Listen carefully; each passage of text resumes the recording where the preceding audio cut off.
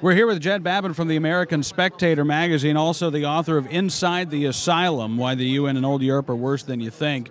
You know, we talk a lot about the United Nations on the program, and it seems like everything, I described them recently as the opposite of King Midas. Everything they touch turns to crud. I mean, you can't even look at their humanitarian missions anymore and say, well, at least they're doing good work for the people of the world. You can't open a newspaper anymore without finding some incredible new corruption in the United Nations. I mean, we know about oil for food, or at least we know a little bit about it, but now we find, for heaven's sake, the World Meteorological Association, they're ripping off their training budget, and you talk about the humanitarian efforts. You know, you look at what we were doing for the tsunami relief victims in Southeast Asia. Our people were there first, fast, and really very, very significant in their help to these people. We had a whole doggone carrier battle group over there, and all of our guys and gals in harm's way, flying and, you know, going into disease-ridden areas, trying to help these folks. And what do we get from the UN? You're being stingy, America. Don't you like when that pencil-necked geek stood up and said America is being stingy? You know, that really ruffled my feathers. I've been in Washington 35 years, and it takes a lot to get me really ticked off. That was a good enough thing to do. Absolutely. I mean, how many, you know, outside of the government aid that was given, how much aid did the private citizens of America give? It was like $70 million. It was $70 million within a week, I believe. It was something like that, which, as I recall, is more than twice what the entire nation of Saudi Arabia gave. Yeah. You know, some neighborhoods in Manhattan were donating more than the whole blank Saudi government. It's a scandal. It's a shame. Well, and what do we get in the UN? We get another sharp stick in the eye. Now you see the same guy who called us stingy, Jan Egeland. He is now saying that the UN should keep 10% of the tsunami funds donated.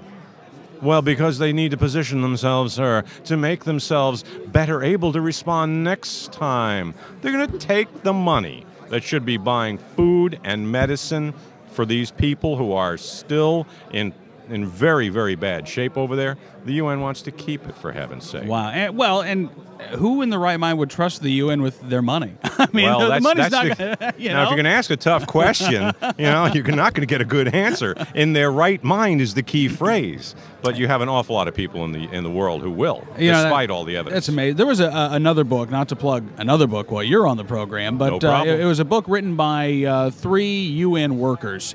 One of them was a doctor, and I remember distinctly him saying, I believe it was in Haiti. He was in Haiti when the UN pulled out. And I'm paraphrasing his remarks, but his remarks were, if the UN comes to protect you, buy yourself a gun, because they're either going to leave or they're going to be people that you need to protect yourself against. And I thought that was, you know, this is written by somebody who has been working for the UN for a decade. He's seen the ins and outs. I mean, that puts it fairly well. I mean, that's a pretty blunt point. And it's exactly correct. If you look at the UN programs around the world that are supposed to be helping people, yes, they do an enormous amount of good. Now, if you want to vaccinate 1 million people against smallpox in Africa, the World Health Organization are the go-to guys. But you've got to put up with the inherent corruption and inefficiency in the UN. Yeah, it's just what you've got to do if you're going to deal with these guys. Well, and you can vaccinate 1 million people, but at the same time, you can also run a pedophile ring out of the Congo. Well, yeah. You know? I mean, there's just nothing, as you said, it's the opposite of the Midas touch. I mean, these guys just, everything they touch turns to something other than gold. All right, well, Jed, we've seen now a couple of legislators say we need to reduce funding for the UN. Is this idea starting to get more traction, and is that the only thing? I mean, I know a lot of Americans would love to see us pull out of the United Nations, but I don't know how realistic that is. Well, let me point out a couple things. Number one, there is some traction being gained in the idea of reducing our payments to the UN. We send $7 billion a year over there, and right now we don't get much of anything for that investment. Same point really is now that we have a fairly good idea of what we need to do at the UN, and the UN needs to be something the United States leaves.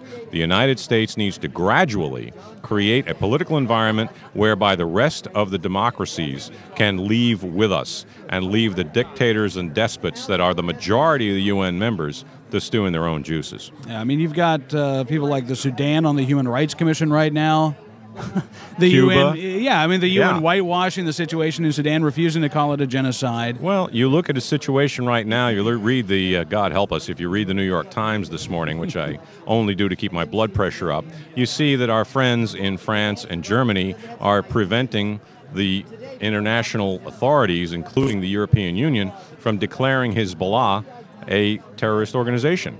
That's why the UN doesn't function, because the members are the problem. They appease, they have the uttermost level of moral equivalency that you can find in the world, and that's why the UN doesn't work, and it can't be fixed. There is a woman named Rebecca Peters who heads a group called IANSA, which is a UN member organization devoted to worldwide gun control. She recently had a debate with Wayne LaPierre, the executive vice president of the NRA, and she said something that I thought goes right to the heart of the UN. She said, what makes you Americans think you're so much better than the rest of the world? Why can't you play by the same rules as the rest of the world? What makes you think you're more free, or you have the right to be more free than the rest of the world?